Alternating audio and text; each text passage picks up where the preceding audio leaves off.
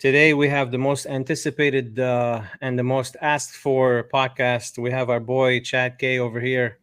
He's in the trenches, daily battling. People are asking questions. What is he doing different? He's crushing the dailies, crushing everything.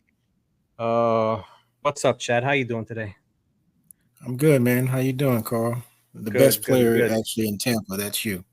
Oh shit! I didn't expect that one. We're gonna have fun with this podcast. We have a bunch of shit prepared here for you today. Let's start with Oh yeah. little bit of background. hmm How were you introduced to the great game of two limit hold'em, no limit hold'em? So back in the I guess mid 2010s, like Mm-hmm. 2014, somewhere in there. There was ESPN, and I actually started looking at them, looking at the videos, just kind of watching the old tournaments and stuff like that. And I was like, you know what? I might do this one day. I'd actually start. I literally started watching every episode. There was nothing else I watched on TV, so I kind of got the itch to actually go out there and wanted to play a little bit, see how it goes because I didn't know anything about the game whatsoever. What drew you to the Didn't game? know the Like hand. what aspect did you like about the game?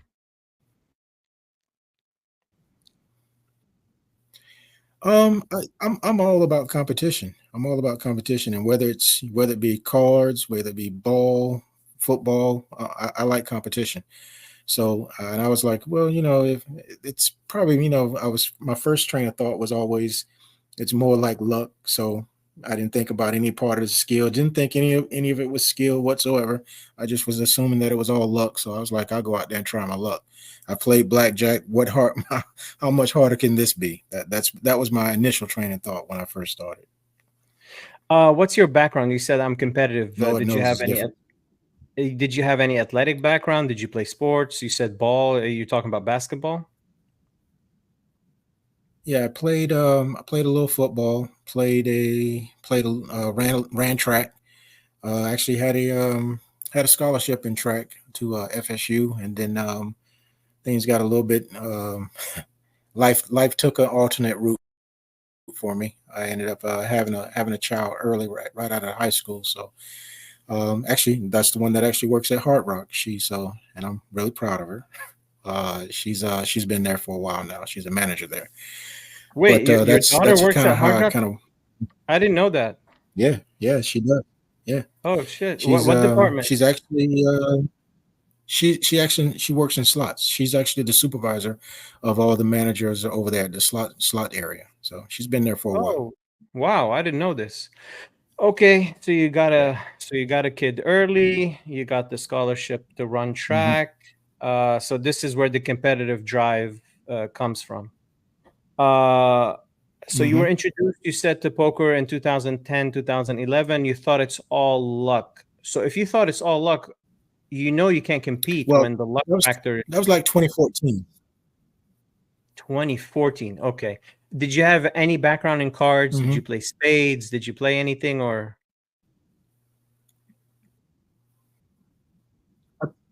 Spades was it.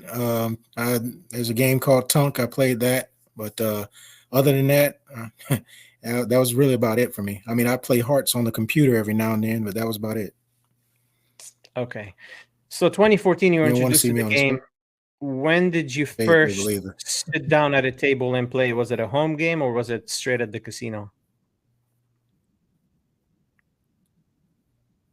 It was right at the casino. The first time that I sat down, I actually sat down in the old poker room before they transitioned over, and I played cash. It was a 1-2 table, and again, like I said, I knew absolutely nothing. So I thought when my card paired the board, even though it was a four, I was good.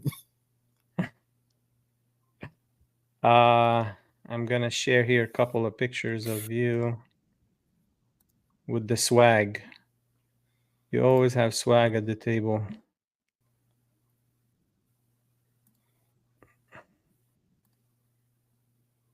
Which one? This is remember what event that is? Okay. That was Man, they run together for me now.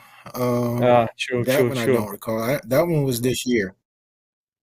This is intense here. You got an intense From stare. which tournament? This one. That was this year as well. That one was like a few years ago. I'm pretty sure. This one I see you having headphones. What music do you listen to? Actually, I don't listen to music when I'm playing. Usually I'm listening to um, like news or something like that. I don't like to get my head out of the what I'm doing when I'm sitting at the table. So I just kind of usually it's like some politics or something that I've seen or Okay. some little meme or something. It's nothing like that that is continuously played. And if you ever watch me, even if I do take a little time to listen to something, it's never for that long. So Okay. So you like to stay for this is the picture that I ran through AI and everybody's talking about it online. mhm. Um, AI made you look Yeah, like 20 years younger and it changes some features in your face and we were it talking did. about this It did. earlier. AI just distorts all the Mhm. writings and all the numbers. I'll post Yeah, the pictures in a little bit. This yeah, is the and the old chips room. were like, yeah, that was my first tournament. This is, I think that was like 2016, the old room, before we moved to the new room at the Hard Rock. That yeah, that was actually my first tournament. Actually, that was 2015, February 2015. Uh-huh.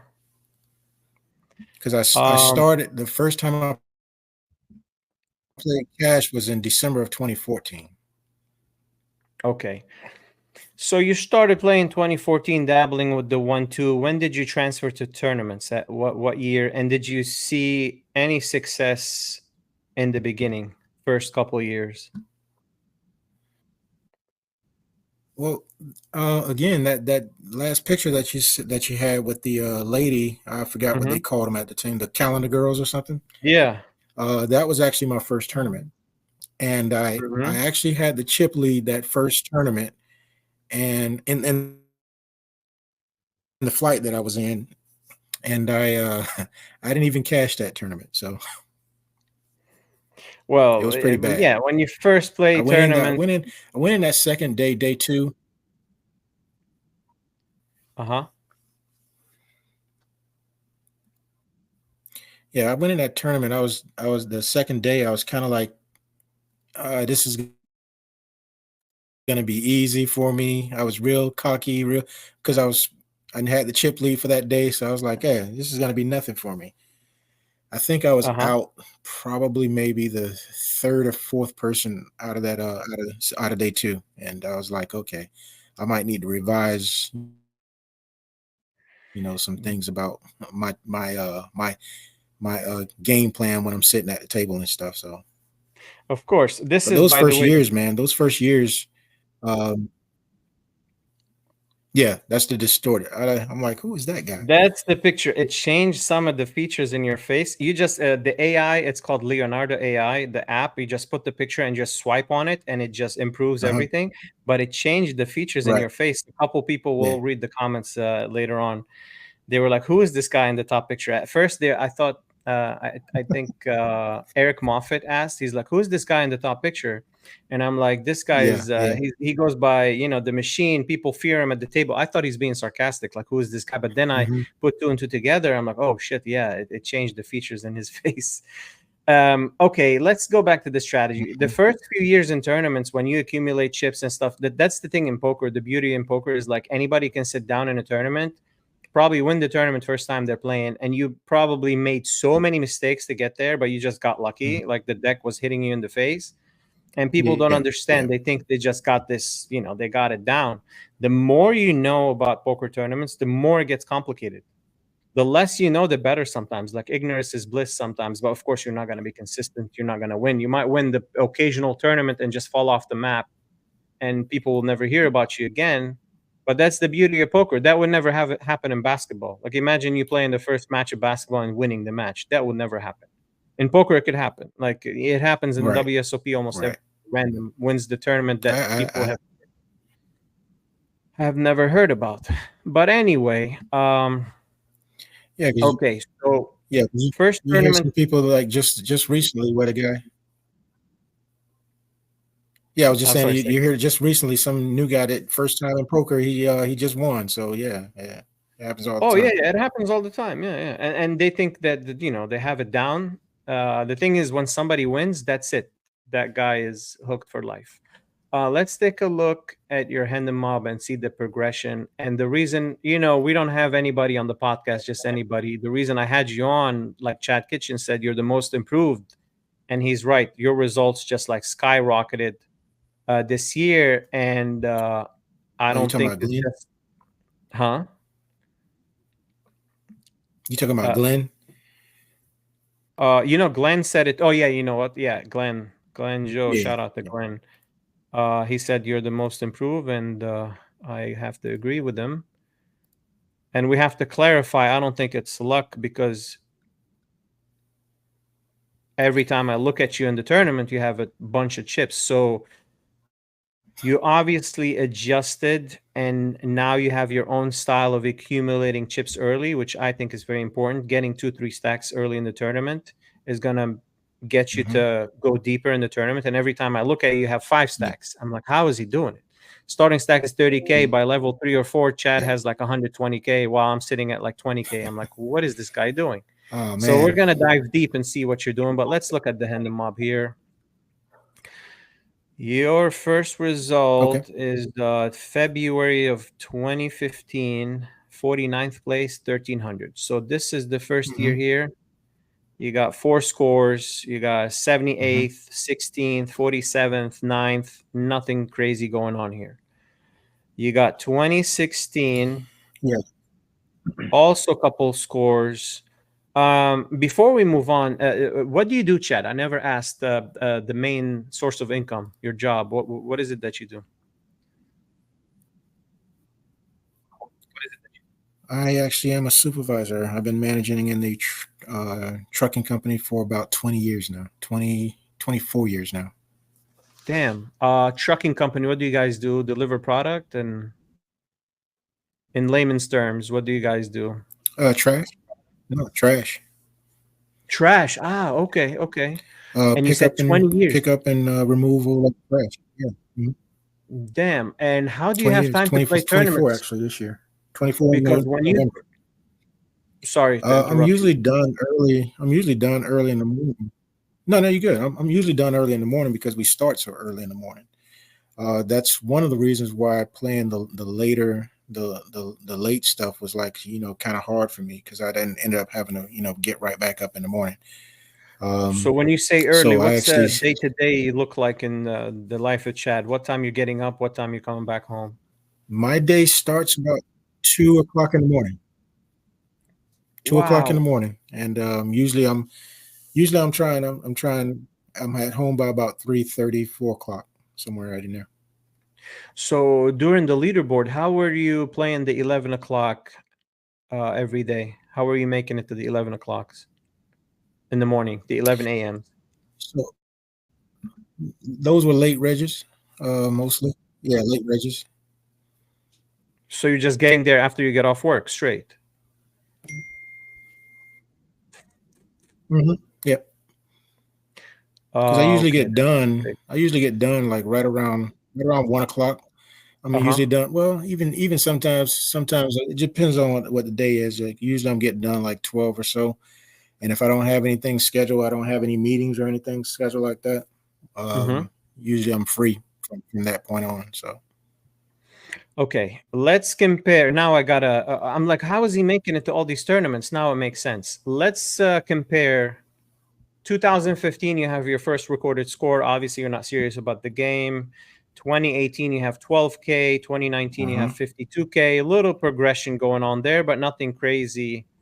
2023 is the most improved. You have 47K total. Obviously, you're playing more volume. 2024 is the one that's eye opening, 165K so far, and we still have 4 months out of the year.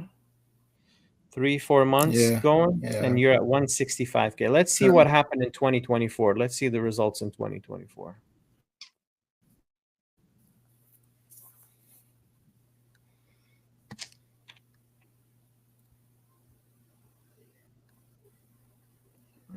One second, my computer froze.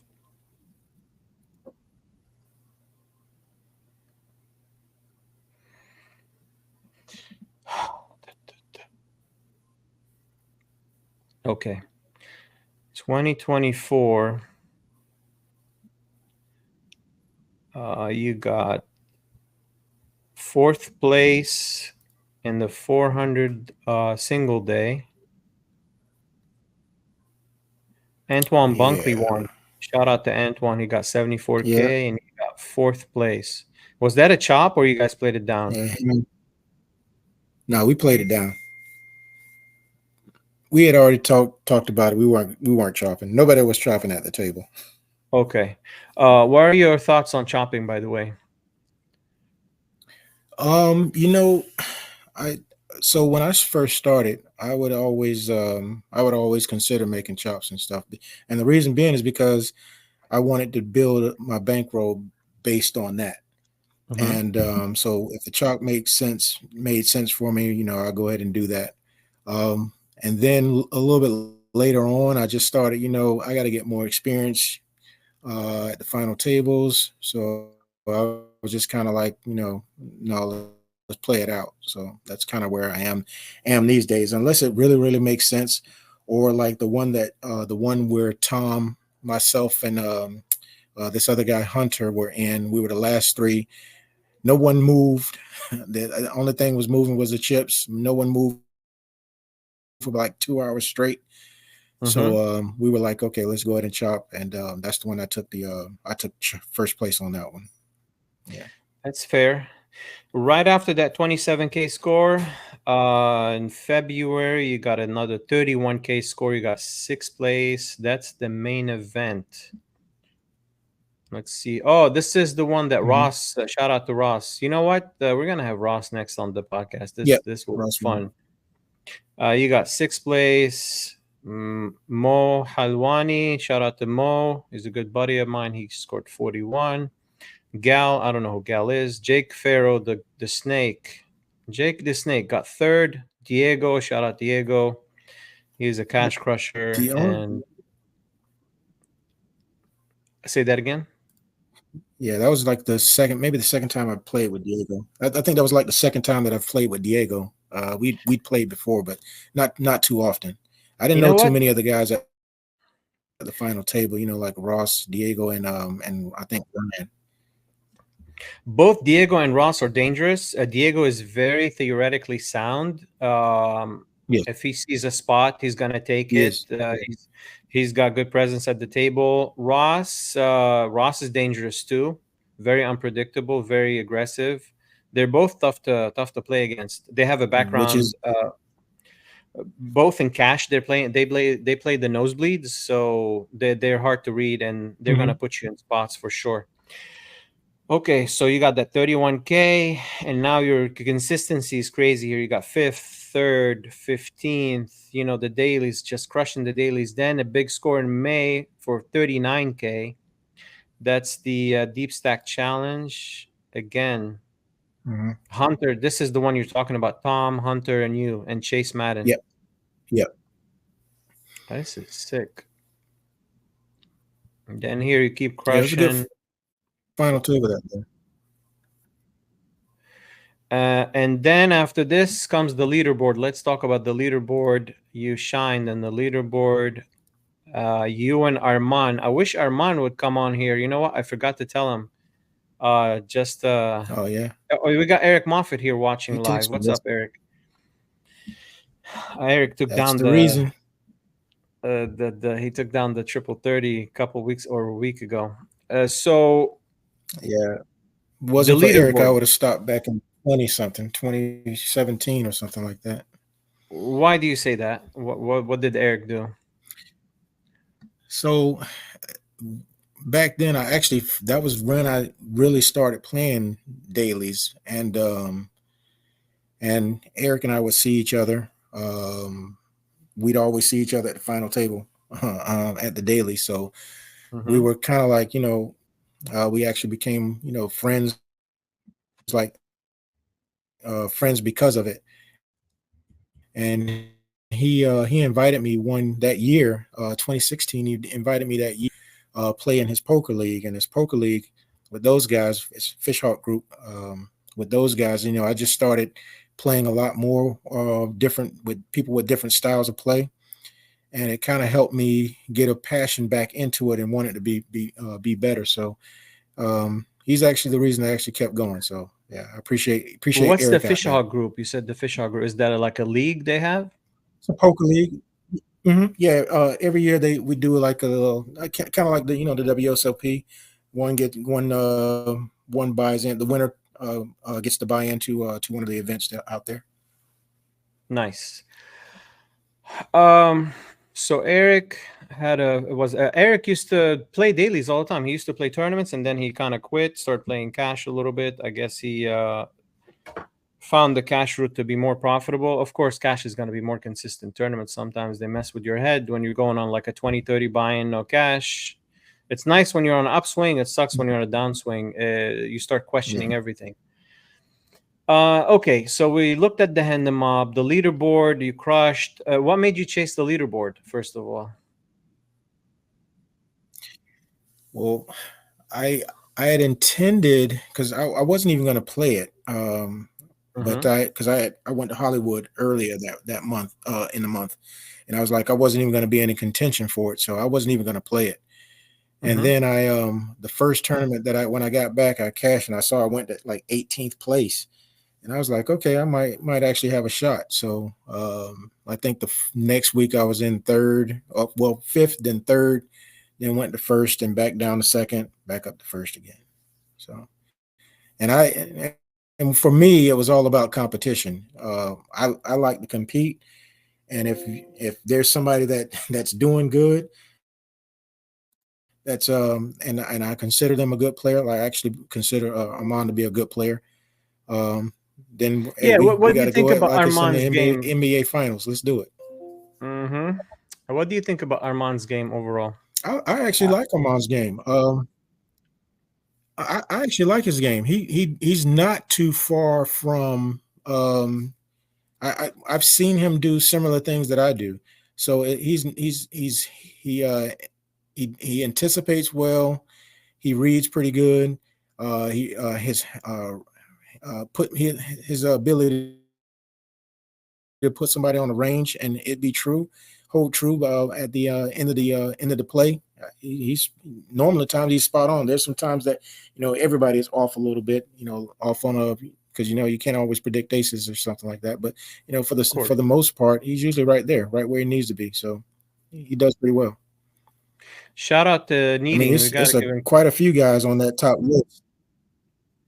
Andrew, Uh, yeah, Andrew played well, man. Andrew. Andrew, he's going after it. I respect his game. Woodrow Pass. Shout out to Woodrow. Pap. Mhm. Yeah. Pap played well. Yeah, this was actually I didn't know Pap until the leaderboard, so I didn't know who he was until I actually started playing the I've leaderboard. played with And him. then I never knew his Manuel. name. Hmm. Mhm. Who's Devo? Who's that guy? Manuel, he was playing pretty good. Manuel. I I sat do with him not at the know. table couple I do not times. know. Devo. I don't know who that is. Yeah, And Devo, he didn't move. He didn't move. I think he was at like 591 for the longest, so I don't think he moved much. So he probably didn't play a lot. He might have got that in like one of the bigger tournaments or something. yeah, maybe he placed in one of the single day like 100K guarantees or something. He scored a couple times, yeah, and he didn't Yeah. score. Okay, so let's dive in a little bit before we're gonna. I have a hand history here to review with you. You were talking about. Let's talk a little bit about strategy. That's what the people want to know. What you're doing different. Let's talk about your overall strategy going into the tournament. What's the mindset? How you're playing? Early stages, middle stages, and late Hmm. stages, and where do you see where you're most comfortable? Is it early, mid, or late? And what are you doing in like what's the mindset going in? Actually, let me rephrase this. If somebody So just starting to play tournaments and they want to I crush like, okay. sorry, if somebody's going into the tournaments right now and you have the secret sauce and you got to give them like few advice, what are the Yeah. advice going into the tournament? What should they do early, mid, and late? So I've gotten this question a lot lately, and I thought about it a little bit. So when I first sit down at the table, first thing I want to do, I'm doing is I'm noticing who's at the table, kind of knowing, knowing who I'm playing against.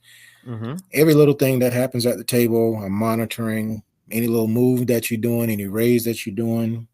I'm watching to see what you're doing, how the movements that you're doing. I'm kind of just kind of scoping everybody out, and after that, once I figured that piece out, then I start, okay, now I know how I'm gonna play against this person. So, and I just kind of go on with that strategy, just kind of know who to go after, or and I'm making known that I'm not the one to go after, even though I am the worst player in the building.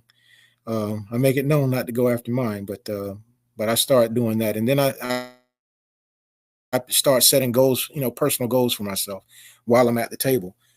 100,000 is always my first goal, so I need to get to 100,000. I need to get to 100,000 so I can sustain, just in case I get have to, call somebody's all in. So I'm really trying to build that stack, and once I get I to like that's the I beginning like that. part, I've the beginning never piece of it. heard. The middle. Sorry to interrupt. That's I've never heard it No, you get verbalized it. before. I've never heard somebody talk Mm-hmm. about a tournament like that, but having that 100K first goal, I like it, and the fact that you said so you can sustain in case you had a bad beat or somebody goes all in and it doesn't go your way. I like the way the mindset, the way you're looking Mm-hmm. at that dynamic. So the first goal is 100K. So this is early stages. How are you playing early stages? Like, what are Mm-hmm. the range of hands that are you playing? Like, just give us an idea of what range of hands you're playing, defending from the big. I'm there is no there is no, and I'll tell you, like I tell everybody at the table, be careful what you raise against me, because I'll play any two cards. So if you are trying to raise my big blind, make sure you raise it enough, because most of the time I'm calling you. So my range is pretty wide in the beginning stages, if I'm in the big blind. Small blind is a little bit different, but big blind, I want to set that tone, knowing that you just can't come after me.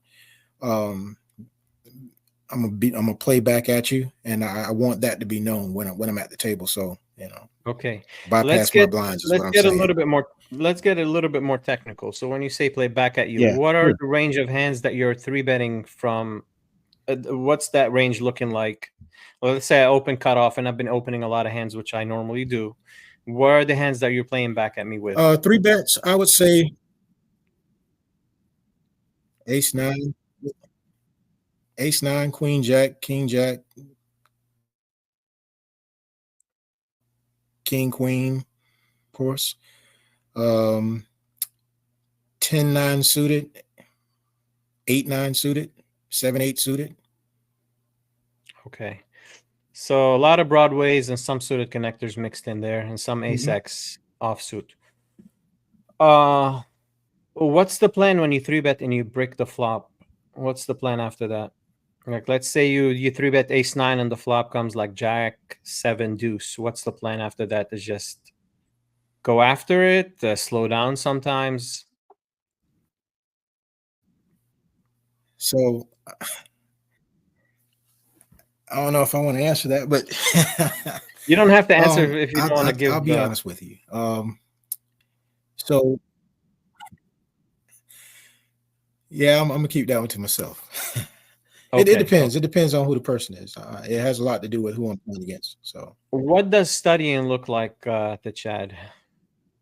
Like, what work have you done lately? Is none. it just playing and trying to improve and learning as you go, kind of like Jeremy, or are you watching some EPTs? Are you watching anything on TV, on YouTube? It, no, it's every now and then I watch something on YouTube. I watch, and when I say watch, I find poker to be entertaining, so I like to just watch and see people play it out, just to see what kind of decisions that they're making based on the hands that they have. So that's really study wise. That's probably the only thing that I do as far as study wise.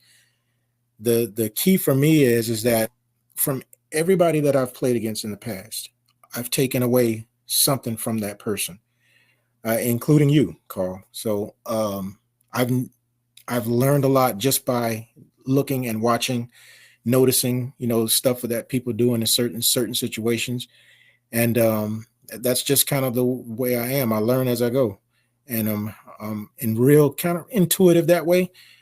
So that's really how I play. I like to study the people that I'm playing against, and because for me, I always notice the thing that even if I go someplace else outside of Tampa, people that I've played with in Tampa, they have somebody that I've played against in Tampa has a similar style to somebody else that I'm playing someplace else.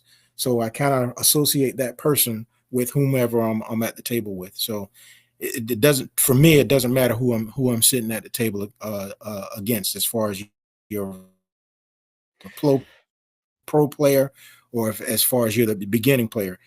I've already played with somebody against you, with you already. So that's kind of how I am. This is the beauty of poker, that there's not one way to be great at it. Like, based on what you're saying, is basically you've never done solver work, you've never joined Upswing or poker coaching or any site. You're just a field player, and you just learn as you go type of guy. You just put the volume, see what people are doing, you Hmm. adjust, and this is your style basically. It's hands on. You're not studying solver, you're not studying theory. I like it, and it works. I mean, obviously what you're doing works. So who am I or anybody else to tell you this is not the right way to do it? That's the beauty of poker. Look at Becker. Yeah, Never yeah. looked at a solver in his Oh yeah. life. He's just like crushing the game. I Um, told him, I sent him a message the other day. I told him, hey, I appreciate you, because the dailies actually improve your game out there. And I was telling another player the other day, playing the different tournaments on a day-to-day basis. It helps me play different different levels of the game. Like my oh short stack game, I associate it when I'm playing like one of the early dailies with 12 K starting stack. So that's just kind of the way that I use those different games to that actually improve my style of play. Yeah, the dailies people don't understand. They're not easy. You're playing, there's a lot of volatility, there's a lot of unpredictability, because amateurs, they're unpredictable. It's like fighting somebody. I don't know who said it once. I think an MMA fighter said it, that fighting somebody that doesn't abide by any rules, like street fights, professional fighters sometimes steer away from street fights because some people are crazy and they're Of course. unpredictable. When you were Yeah, technical and of fighting, and course. you're fighting somebody that doesn't have any technique or any, it's unpredictable and volatile and very dangerous.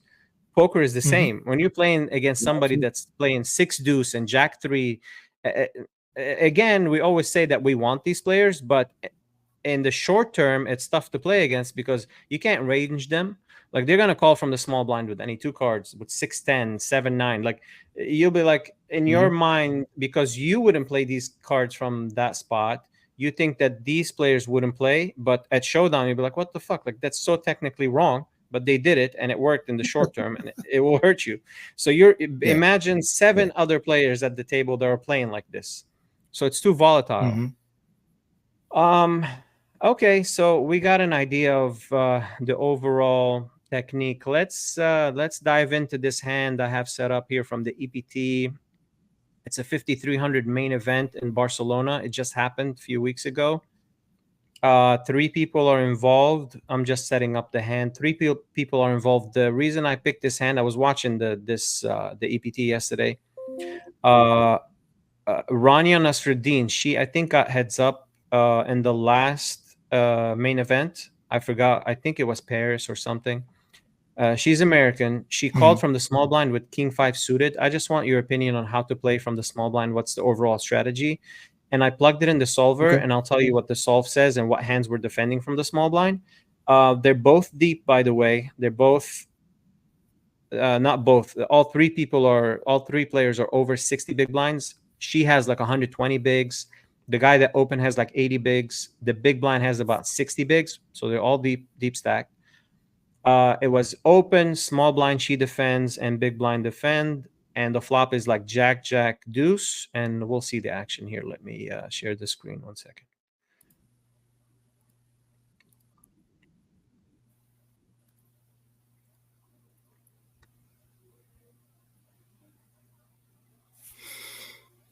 Back on the EPT, having won his way here via power path. Lovely. Tried to bluff Luca with 7 deuce.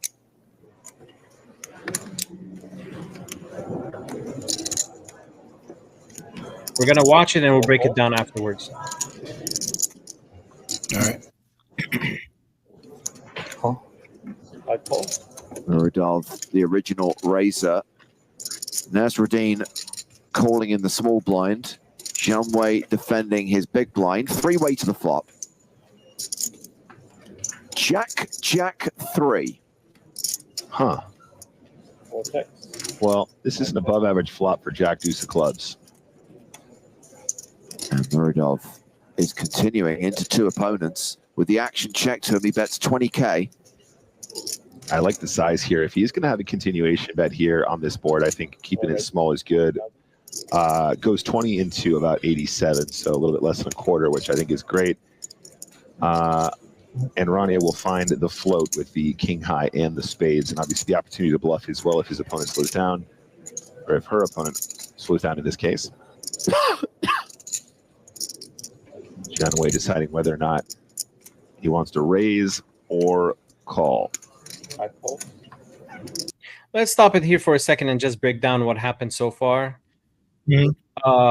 So Muradov opens ace king off. He's +2, low jack, standard. Of course, ace king is gonna open. These guys, they're not sizing 3x and 4x. It's mostly 2x pre-flop. You're not gonna see 3x and 3.5 when we play the dailies. You have people like going in the tank pre-flop, and they're thinking how much they're gonna size with the size of their hand. So if it's a big hand, big raise, middling hand, middle raise, and then weak hands, like they're basically telegraphing what they have. Question actually, what's your sizing pre-flop and what do you base it on? Absolutely. Are you keeping the same I'm size? usually pretty consistent. It doesn't matter what. Same size. I'm usually really consistent. I don't change it no matter what hand I have, unless somebody gets in there before me. I'm not changing my bet size. So let's say somebody goes in before you. What are you sizing then? Or let's say 2 people limp. What's the squeeze there? 2 people limp before me, then I'm probably gonna go 4.5, 5x on it. Okay. See, in these tournaments, very rarely you're gonna see somebody limp on. It happens every once in a while. I see, by the way, our boy Armand does it. He limped last time under the gun, and he was deep. I mean, I didn't know how to. Yeah, I didn't know.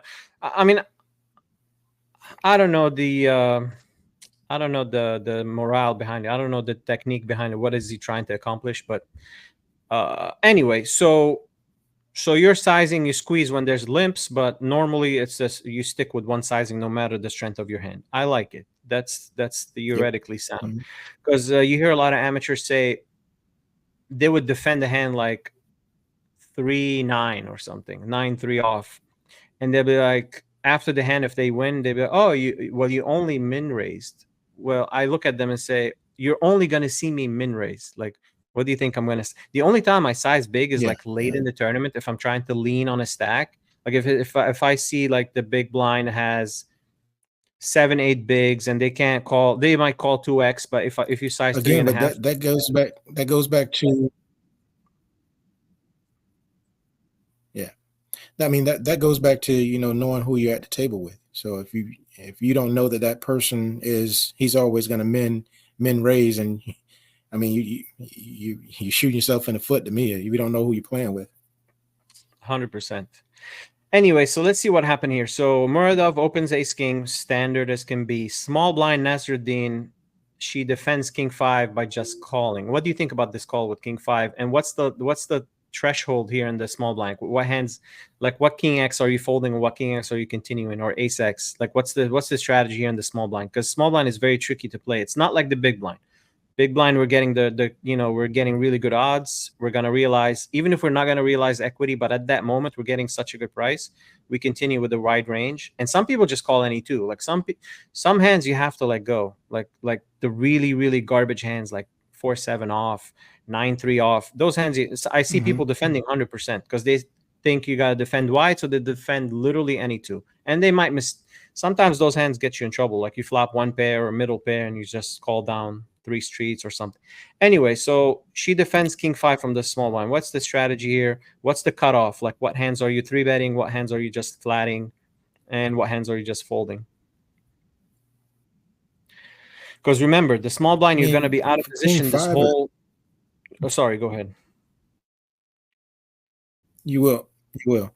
And that's actually, I was about to say she's going to be out of position for this one. But looking at... Can go back to that. Looking at his just his demeanor. I don't know. Maybe she read something in the way that he was. Yeah, maybe she read something into that it's possible to steal that pot away. But I mean, because for me, that's one of the things that I'm looking for. I'm looking at how you're postured, how your chips are turned, how your hands are if you're holding how you're holding your cards. I'm looking at all that, and the way that he's kind of sitting there holding his hands, almost like he's disinterested. The guy we see on the screen is Yan Wei. It's not Muradov. Muradov is not in this shot. So you're saying, okay, so if you see weakness, you might call. Okay, see, this is exploitative. I like it, but like in general, pre-flop, we need to be somewhat theoretical because this is where you start making mistakes. I don't mind it as an exploit, like calling with certain hands. I'm immediately going to put you in some type of range. Yeah. Yeah, I was going to say I'm immediately pre-flop. I'm going to try and put you on some type of hand and start narrowing, of course, as we go through the progressions of whatever the hand however the hand proceeds. But king 5 suited spades with one spade showing. You have one over on there. I might check and see if there's a turn card that helps me out. But the only thing that I would even be looking for is another spade. I probably wouldn't even be looking for the king at that point. See, mind you, when Muradov c-bets, she min clicked it back. She min raised with king 5, which is a good candidate because she has one over and backdoor spades because there's one spade on board. So it's a good candidate. I'm not a big fan. Like we should do that at a very low frequency because especially being out of position against two people, they're not going to connect with that board. Jack 3 is such a dry board. They're not going to even like you put hands like pocket 9s, pocket 8s in a tough spot because let's say they call flop, they call the raise. Like what card is coming on the turn that's going to make them feel comfortable to call down? If she's the type that's going to barrel 3 streets with a bluff. So she puts hands like these in a very tough spot. Look at the hands that are calling from the small blind and where the cutoff is, like theoretically. King 5 off is calling at a very... Yeah, it's calling at like 26%, folding 74%. So it's borderline. The hands that are like snap, dunk call, like king 6 and up. King 6, king 7 like is 3-betting. Everything in red that has slivers of red is 3-betting. King Jack suit is like slam dunk. 3-bet, king, queen. This is, of course, EV, chip EV. It's not ICM. When there's ICM involved, that range is going to be way tighter than this. This is just chip EV. The ace X, all the suited aces are just calling. Some are 3-betting. The ace 5, of course, sweet hand. Ace 8, ace 9 are just doing it for pure value. The pocket pairs from the small blind, normally pocket pairs, like middle pocket pairs, they're doing 3-betting when the opener is like in late position. We're doing some more flats when it's early position. If that guy is theoretically sound, So nines plus are three betting pure, and then eights, seven, sixes. All the small pocket pairs are just calling. Up to sevens. Sevens are. I see people like three bet sevens and eights at a high frequency. Those hands are just pure calls. Well, I mean, eights is not a pure call. It's three betting at a small frequency. Then nines plus, of course, three bets. And the offsuits like ace 10 plus, we're calling from the small blind. So this is the range. It's like a value range. There's nothing. Suited connectors are not even here, like except maybe 6, 7, 7, 8. Like there's no gappers. It's just basically the suited ones too. Like I see people call too wide from the small blind. Yeah, I mean, at that point,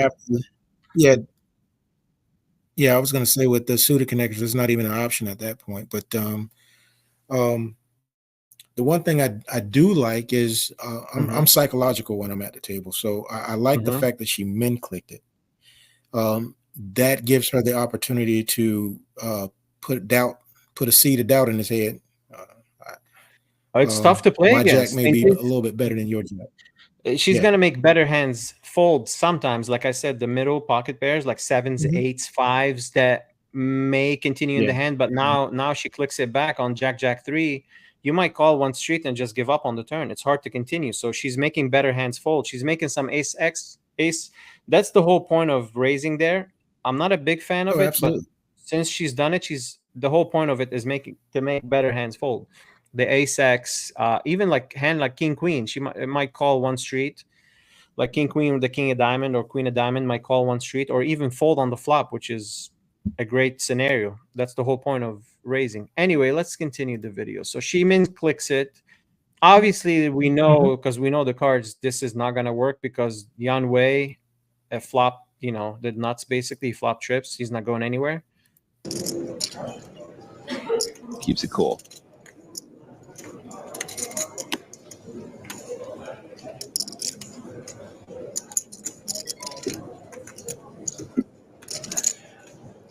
Excuse me, guys. It was a mid raise from Rania. Correct. Sorry about that. John Wei just calls. Muradov folds, and we're going heads up to the turn. Rania with 4% equity. And the full house now for Zhang Wei.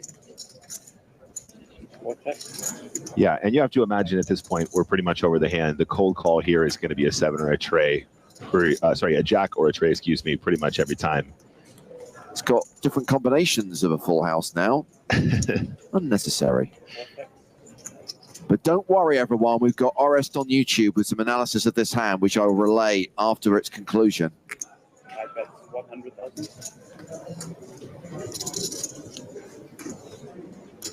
The hand is over here. That's it. When he bets, I mean, king high. You'll see like some amateurs calling with king high and ace high. Like these boards, I try not to bluff too much because I know the high card is calling unless I have it. So it's completely exploitative. When I have it, I bet, and when I don't, I just because king high, queen high, ace high, they're call you. They're cry call. Absolutely.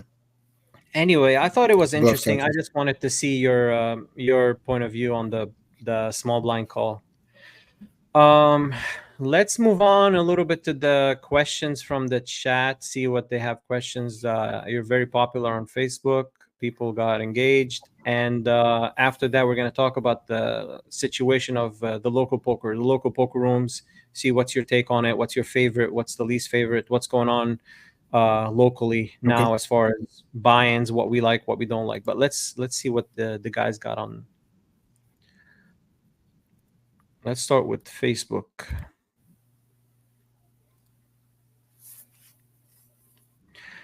Okay, we got 22 comments. Some comments, some questions. Willie Muhammad, shout out to Will. A big fan of the podcast. Looking forward to seeing the podcast again. This should be a good one.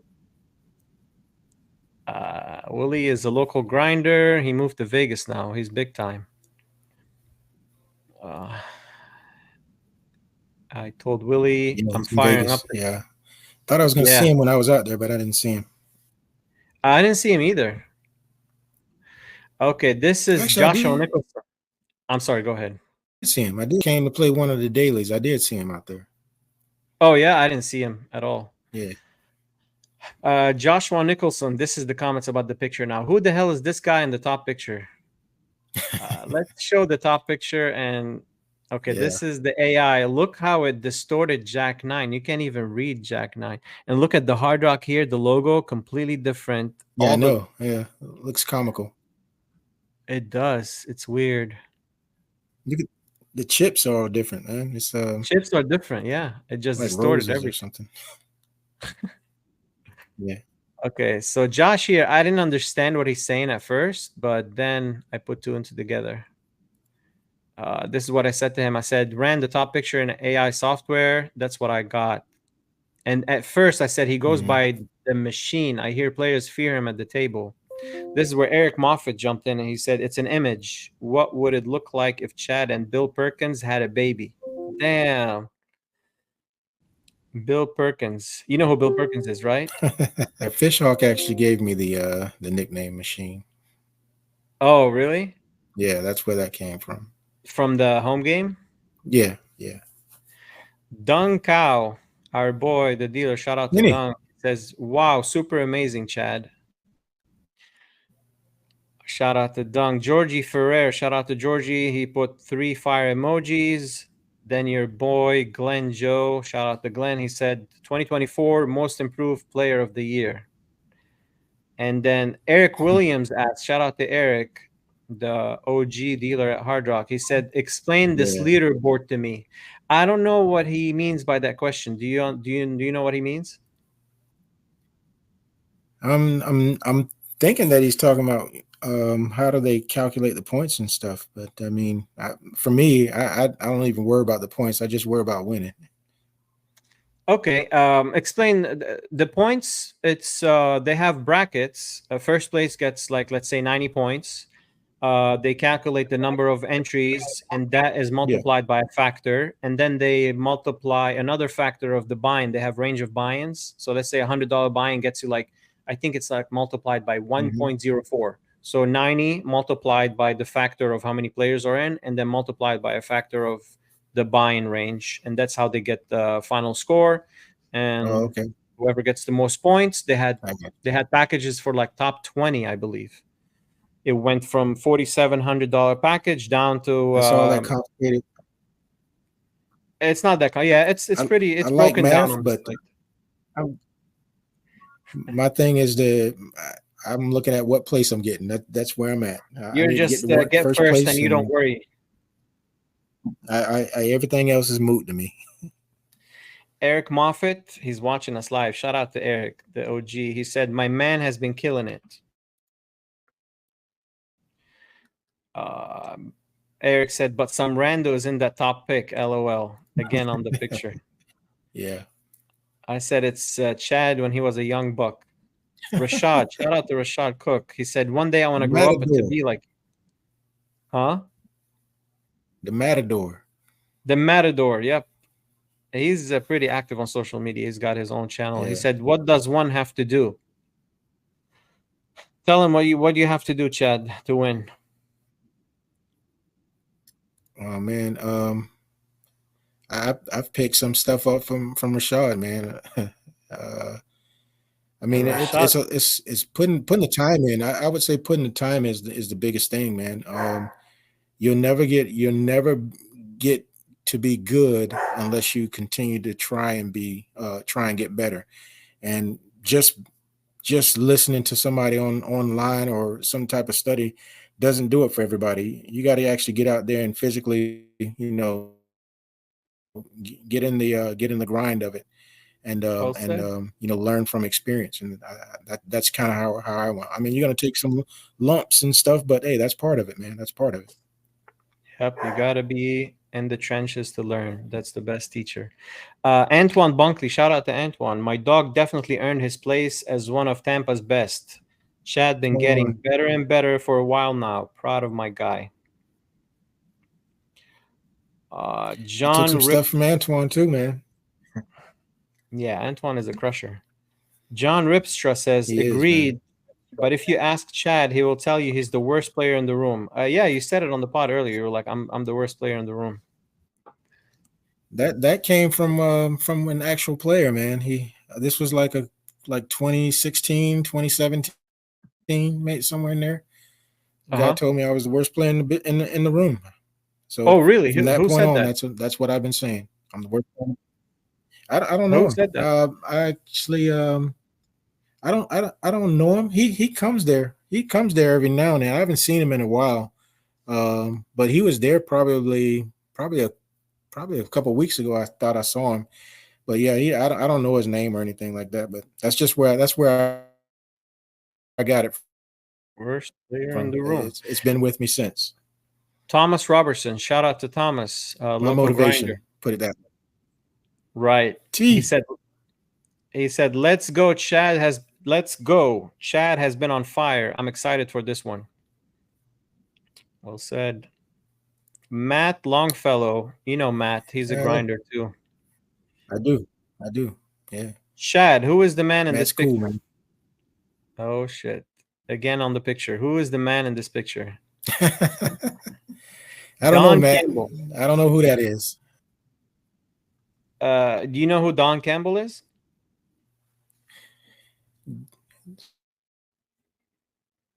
So she gave me the name Machine. That's where it came from. Oh, I'm gonna add Don then as a friend. Yeah. You're a read and feel player. What are the Hmm. top three things you're picking up on? What are the top three things you're picking up on and exploiting? That's his question. So, what are the top three things you're picking up on? I get a lot from just how somebody's betting. Yeah, I mean, you Mhm. kind of alluded to it a little bit earlier. Um, just by the bet size that someone takes, it tells me a lot about how you play. If you get a great hand and you're betting 4x and 5x, you're normally not at the table. So I'm literally looking for you. You're the type of people that we're looking for. Um, a few good men reference, by the way. But yeah, so I'm looking to see who the person is that is actually, I mean, in all honesty, the weakest person at the table, and I'm looking to exploit that weakness because they're not going to get involved. And hey, and if you have a hand, you just happen to have a hand. So Um, Sid on Instagram says if he remembers playing chess with me. You remember playing chess with Sid? yes, yeah, we chopped when he was last here. The last time he was here, we chopped. Sid is a beast. Let me see if there any on Twitter. Joe DeLucia, He's a real technical player. Sid, Yeah, he's also yeah. Joe Sid, DeLuca. Joe is he's also one of the ones from I met him through the poker. He called you the machine. Joe has too much money for me though. Yeah, Favorite he's from the favorite poker group. hand Yeah. favorite hand to play with and least favorite hand. Um, Jack Nine of Diamonds is my favorite hand, but the hand that I probably like to play even more so than that is probably 10-8 of clubs. It's a specific That's the suit hand too. that It's I've won. Jack. It has to be Jack Nine of Diamond. Jack Nine of Club. Jack Nine of Spade is not. It's Jack Jack Nine Nine of of Diamond. Diamonds. Yeah, 10-8 of clubs. Okay. And it's the only reason with 10-8 of clubs is because I've had more straight flushes with that hand than any other hand that I've played with. Worst, least favorite hand. 8-4 anything. Hate 8-4. the hand. Yeah, it's a tough hand to play for I'll sure. play deuce 7 before I play 8-4. Okay, we talked strategy.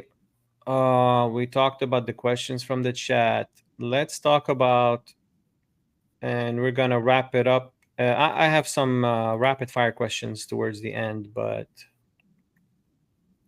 we're gonna Okay. talk mental game. But before that, let's talk about the situation of poker here locally. the local rooms. First of all, favorite room and least favorite room in the area. I'm guessing you played in all of them: Derby, Silks, I TGT, and have. Hard Rock. I have. Okay. Most favorite and least favorite. Are we counting? We counting Sarasota. Sarasota as well or no? Yeah. Sure. Sure. So all right. Hard Rock is number one. Mm-hmm. I think next would probably be I would say TGT and then Oh, Derby. damn. And then because I don't, and the reason I don't, I would play Derby. Play TGT before I play Derby is because it's actually closer for me. But I don't mind going out to Derby. Silks, I don't. I try and stay away from Silks as much as possible because it's really, I don't know, the people, the players there. It's a different atmosphere for me. Even though I still cash out there, but um, I don't know. Number one, it's just far. It's the furthest thing from me. Sarasota is actually closer to me than Silks is. Where do you stay, by the way? Where do you live? I live in Waimama, just outside of Riverview, right Okay. before Sun City. When you say Hard Rock is number one, what makes it number one? What are you looking for when you go into a room? The only reason I say Hard Rock number one is mainly because the amount of guarantees. I'm really looking for the guarantee. The amount of guarantees that they have is more so than any of the other ones. They're not as consistent as far as higher guarantees. So I'm looking. That's one of the main things that I look at when I decide if I'm a player or not. What the guarantee is. I want to know what that is. If TGT is next for me, only because it's not that much further for me to drive. If I leave out of the Hard Rock, it's actually right down the street. And not that I like some of the stuff that they're doing. I like the tag team stuff that they did with Silks. I would love to see them do more of that.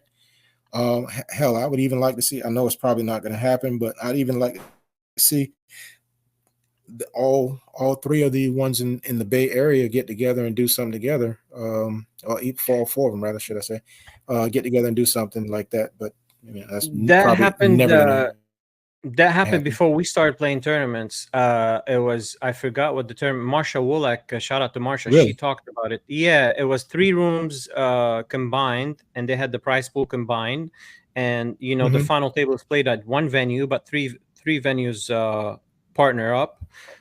That happened, and the first place was like 75K or something. It was at Derby Lane, the final table. Tournament poker, Wow. this is why I Okay. wanted to talk about the local scene. I think is going backwards. Everybody's moving forward. We're going backwards, and I'm going to discuss why. First of all, I asked you about why Hard Rock is number one. You said the guarantees. Very important topic. Second, if you ask me, I'm very detailed.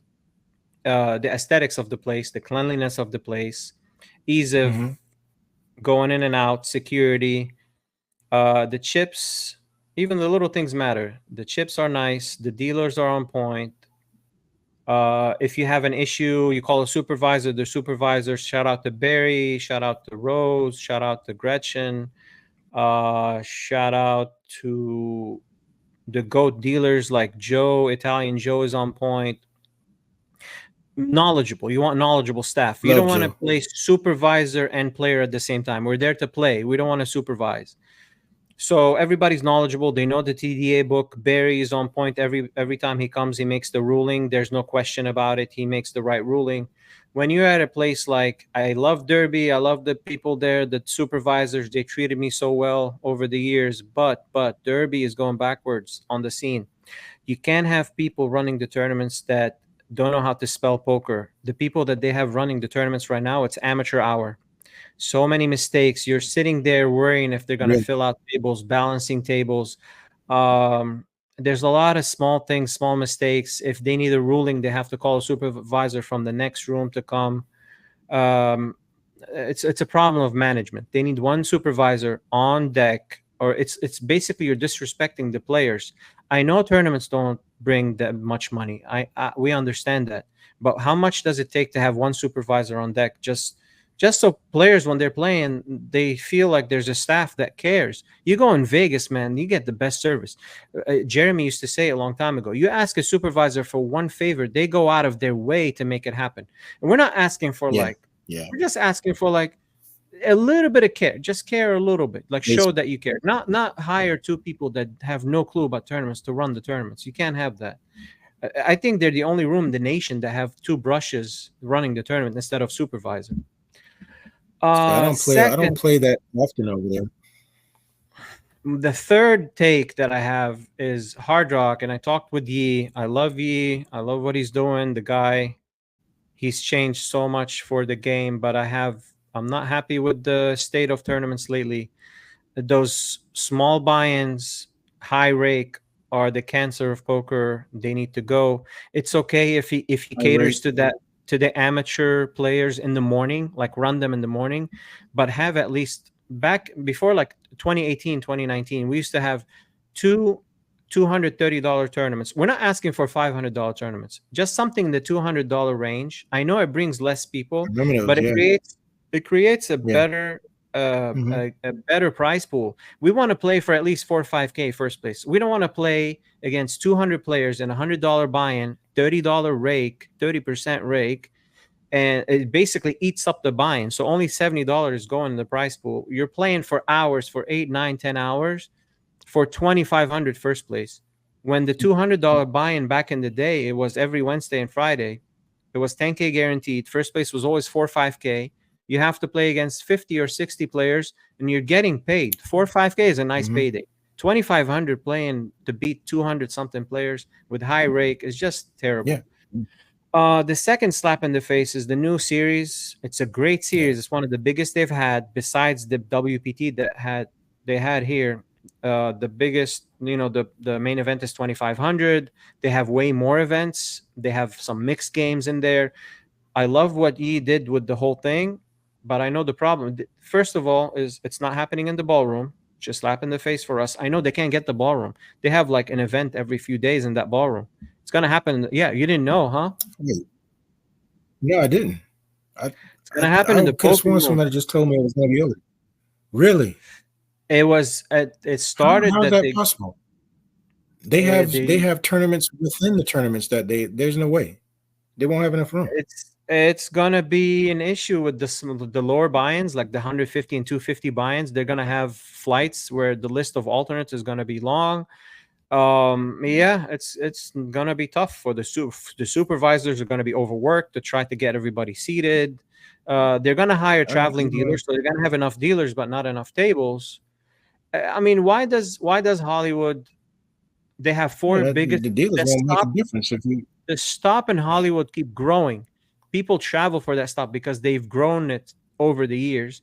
While here in Tampa, we're going backwards. We're catering to the $100 buy-in and the $80 buy-in. What's next? We're gonna have $60 buy-in like Silks 4 or 5 times a week. Like, they're killing. If somebody's trying to make a living out of playing tournaments, you have no chance. You're better off playing cash, because locally, unless you travel, you got to start travel. Somebody made that comment too when I made that comment online that, oh, if you're a pro, you need to start. I know you need to travel the circuit.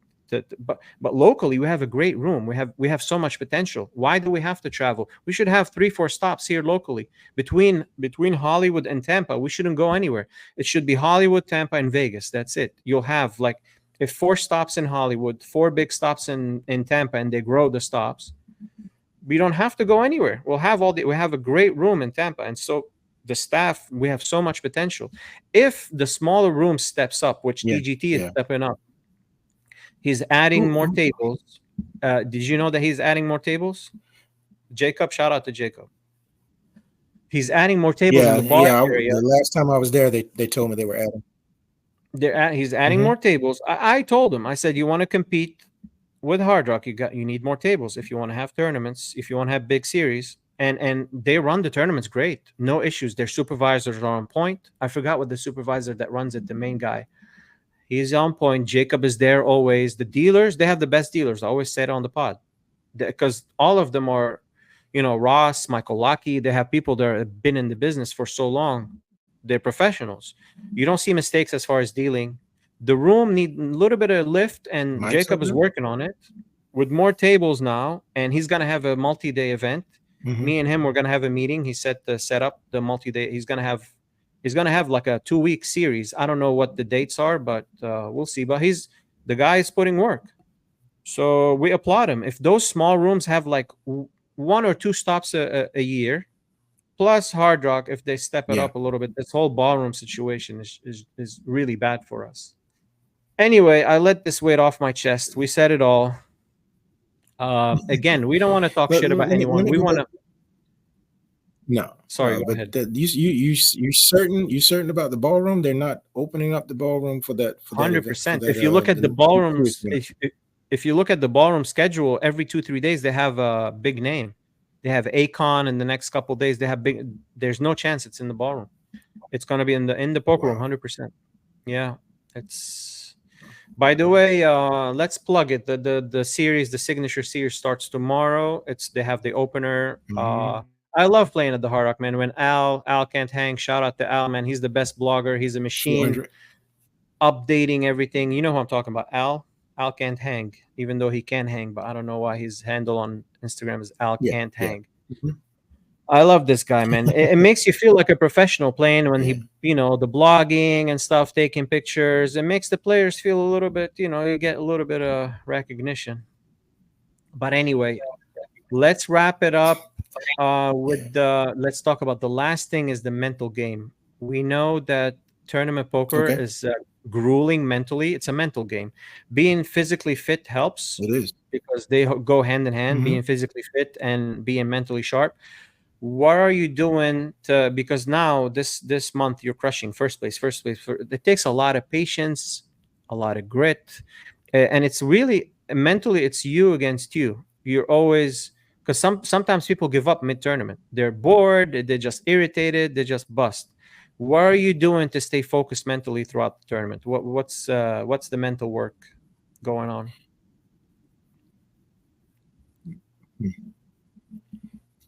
I mean, for me, it starts the minute I walk in the room. I'm um I'm focused on what I need to do, and I know how. I never give myself a time frame of how long I'm going to be there or not. My thing is that I'm in it. I'm here. Stay focused, clear mind, concentrate on what the end goal is. My end goal is always number one. I said it before. For me, competition is my goal. So I'm not. I don't do any. I don't have to do any calisthenics or anything like that. I don't warm up or anything like that. No soft drinks or anything. None of that. I don't need any of that. My mentality is that I'm as long as I'm focused in every hand that I'm in, I'll be fine. So there's no ritual, there's no meditation, there's no working out, there's no supplements you're taking. It's just natural. You show up and just want to be first and just battle. One thing I gotta give you None. credit for. I gotta give you credit for this, and we're gonna wrap this None. session. You busted last time. You had a huge But, stack. You had like 120, 130K. You lost with aces versus two pair. It was a standard spot. You're gonna lose the mhm, max. And then you lost yeah. a couple of small pots. You're Mhm, out. You went from like having 3x average to being out. You stood up, you came to my side, you fist yeah. bumped me, and you're like, good luck, and you left. You weren't even phased. That right there is a winning mentality. When I bust, I can't even, Yeah. after all these years, I can't even control Yeah. my emotions. It gets, even though I don't show anything and you're not going to see anything, but I'm Mhm, walking out of the room, I'm not having conversations with people. You stood up all composed, came to my side, fist bumped, and you were like, okay, I'm out of here, good luck. That right there shows a fighter mentality, a warrior, because being composed after that spot, and you had a stat. It's not like you were like 15 bigs and you busted. No, you had like 3x average 15 minutes earlier, and then you're out and you yeah. still were composed. Mhm, That sets you apart from the amateur that like They lose a hand, they start, the dealer, she always, deals me bad hands, I always get bad beat, and then they win a hand, they don't say anything to the dealer. What happened to the dealer now? So you lost, you blame the dealer, Yeah. but you won, you don't give credit to the dealer. So only when you lose, you blame it on the dealer. You never complain, you never, that's a winning Yeah. mentality. It's not easy, and it's not easy too to have that. Yeah. For me, it's always on to the next hand or on to the next tournament. Have you There's dealt gonna be another one around the corner. Have you dealt with it for adversity growing up? Like that mentality comes from somebody that's dealt with shit. Not everybody here. I always say it in the West, people are kind of soft. Everything is available. You have electricity 24 hours a day, water, everything is available. So the problems become, the small problems become bigger problems. In third world countries, you don't have there's the little things matter. So Yeah. I'm Yeah. just giving like Yeah. that example probably doesn't apply, but have you had adversity growing up No, as a I get where you're child? going. Yeah. Hmm. I mean, I was You want to always, share?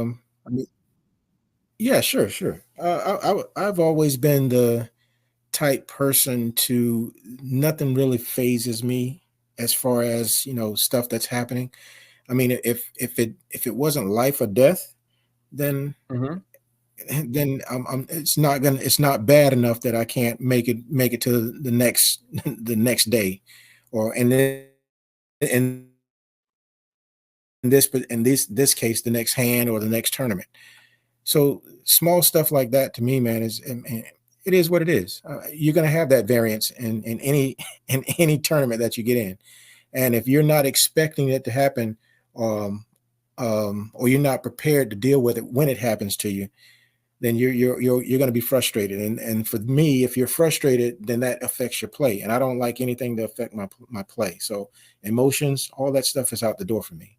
I've never been in that type person. So it's that's why a lot of people have always said, including including some people that are rooting for me at my job.